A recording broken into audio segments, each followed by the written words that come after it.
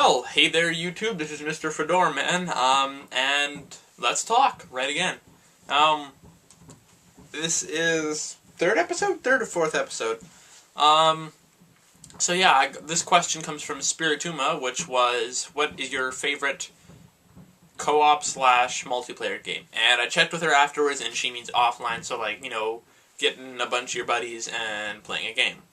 And it sounds like quite a party. Now, the only game that I can think of with party that I've enjoyed that's co-op is Mario Party. I'm not talking about the series, I'm talking about one specific game. And I have it with me right here, cartridge form, N64, Mario Party 2. I absolutely adore this game. I love it. Now, there's been so many good memories from this game, and I had a bunch of, I had 3 other friends over, and we play it. And if we can't, what am I talking about? When it did end up being on the Virtual Console, we got it because we love Mario Party 2. Mario Party 2 is awesome, and depending on things go, I might have let's goof arounds on, if it does happen. Now, enough of that. Mario Party 2. It had 6 playable characters, as far as I know, to my recollection. Mario, Luigi, Donkey Kong, Wario, Peach, and Yoshi. Yes, that's 6. And then there were 6 boards as well. There was Western Land, Pirate Land, Mystery Land, Pirate, Western, Mystery, Horror. God, why am I blanking on this? Pirate, Mystery, Western. Pirate, Mystery, Western, Horror. Why can't I think of the other one? I'll put in an annotation or something. And there's also Bowser Land too, which made 6. Now, this game was an amazing co-op game. It was fun to play, as are most of the Mario parties, because they're just obviously a party. You just play the game with a bunch of friends, and it's all around. It's a blast. I'm just going to quickly go over the concept of Mario Party, just in case you don't know. Mario and his friends are battling out to find out who is the superstar, which involves being the winner of a board game. Now, these board games consist of you getting coins and stars. Now, you get you get coins.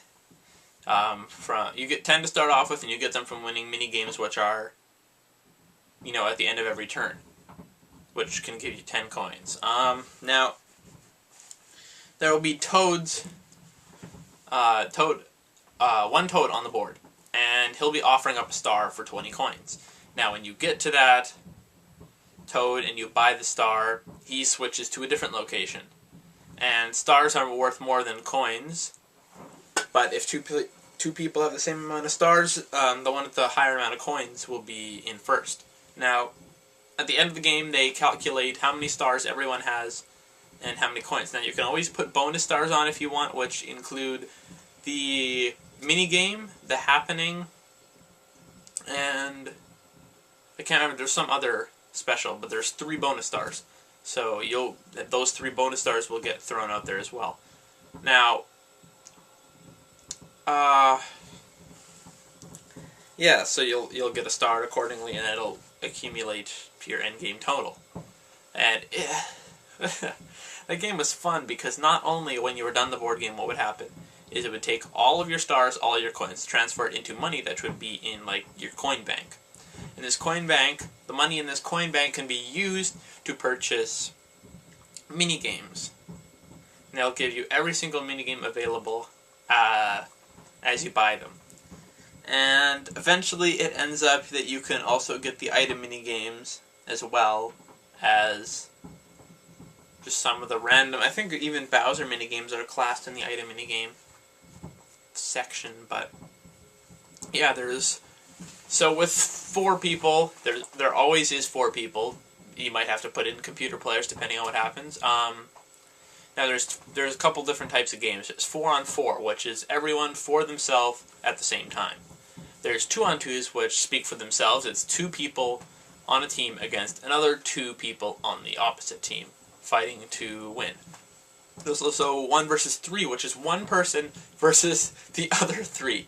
Now, they've balanced, well, I don't know if I'd say balanced, but they made it fair so that there are games where, though, actually, I think most of the games in Mario Party 2 that are 1 versus 3 go in favor to the 1 player, not the 3. The 3 have to compete together. Sorry about that. Had a little interruption. But yeah, like I was saying, all those games, they usually prove for quite the hectic time. Now, I'm trying to think here what else there is. There's also item mini games which you get items from. Now, in Mario Party 2, you could only hold 1 item. I'm pretty sure that applied to the first one as well, but afterwards, you usually could contain more than just 1 item. I think in Mario Party, I believe in Mario Party 3, yeah, it was 3 items you could have. And items can usually help for a turnaround in the game. There are lots of different items. I'm going to name a couple of them. There's Mushroom, gives you 2 dice block instead of 1. Oh yeah, and I forgot to mention dice block. You get a dice block between 1 and 10, and that will determine what how far you advance on the board. There's Skeleton Key, which opens a hidden, well, not hidden, but a gate on the board. There is usually at least 1 gate, which will lead to, usually it leads to the chance time space, as well as mostly a shortcut to what's going on. Now, chance time, I'm going to explain that while I have it on the brain. Chance time is where you get, there's 3 magical blocks. Now, what happens is, chance time, you can totally flip around the game. Now, well, not totally, but you can definitely mix up the game. Now, there's a bunch of, like, you know, this person gives this person set amount of coins. They swap coins, they swap stars when everyone has a star. And it's just crazy because you get that space, and then 1 person, and then 1 person. So, the person that landed on chance time will get to choose. Now, you can obviously choose the first one, and it's a little bit harder to choose the second one, but the third one, the third dice is going so random that you pretty much won't be able to tell what it is. So you have to just go with it on that one. And it can turn around a game. Now, there's also plunder chests, which allow you to steal an item from someone, but you don't get to choose. It can be, if everyone has an item and you use a plunder chest, you don't know whose item you're going to get. There's a mystery block, which, there's a mystery block, which switches you with someone randomly. There's a dueling glove, which allows you to automatically duel someone, and there are duels, there are 6 specific duels, which each take place in whatever land you happen to be in at that time. I'm trying to think now what else there is. There's Golden Mushroom, which gives you 3 dice block.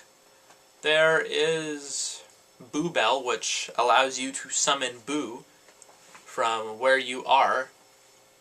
Now, Boo, for 5 coins, will take usually at least up to 10 coins from someone. It can vary between usually 10 and 20 something. There's also another option, which is steal a star. This is, you cannot counter stealing a star, but it is pricey at 50 coins. If you have 50 coins and you don't have any stars, then try and steal one from someone who does have a star.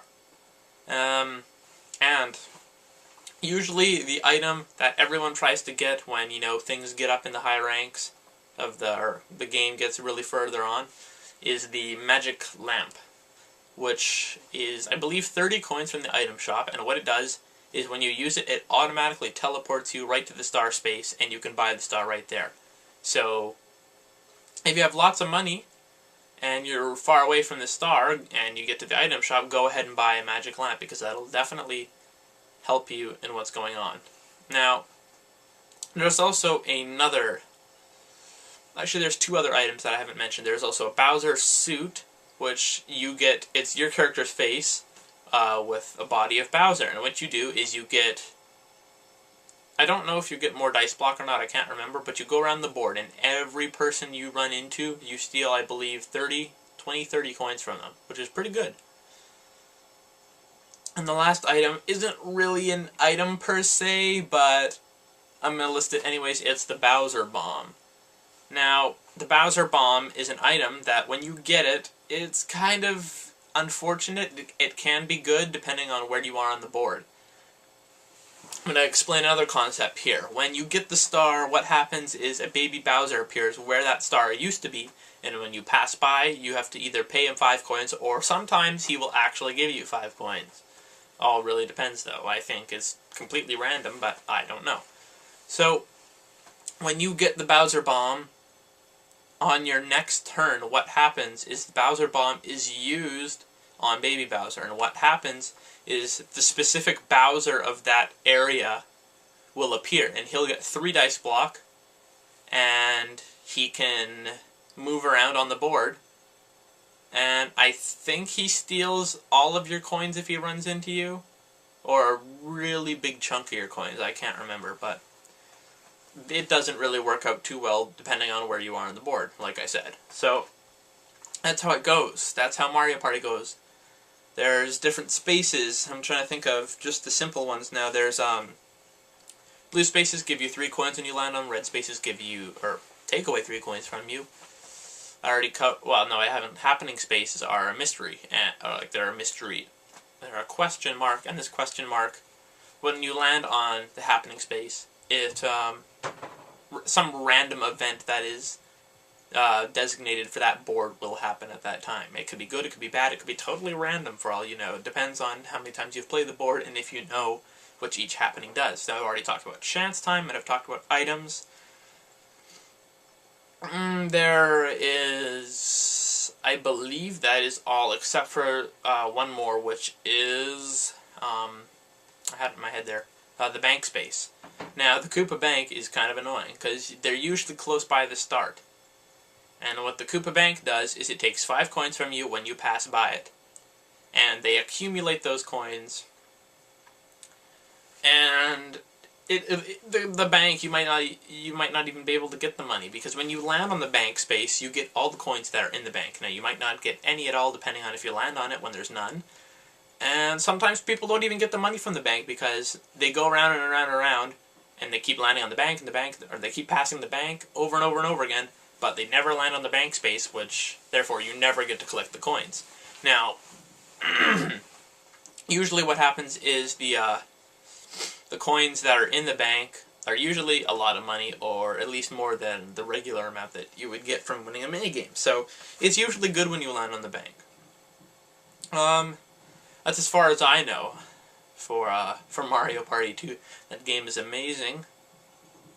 I can't believe I blanked on what the lands are. Western Pirate, Mystery, Horror. I'll remember this. It's Bowser and one other. I'm gonna feel like a total ass if I can't remember this. Give me a second, I'll probably cut ahead till when I actually figure it out.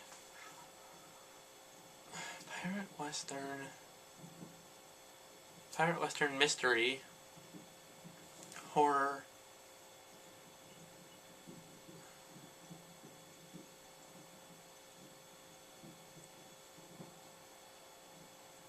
What are the, oh my god.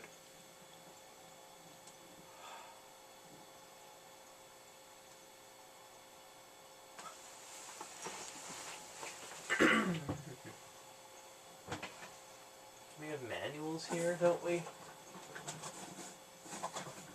Oh, there they are. Damn it.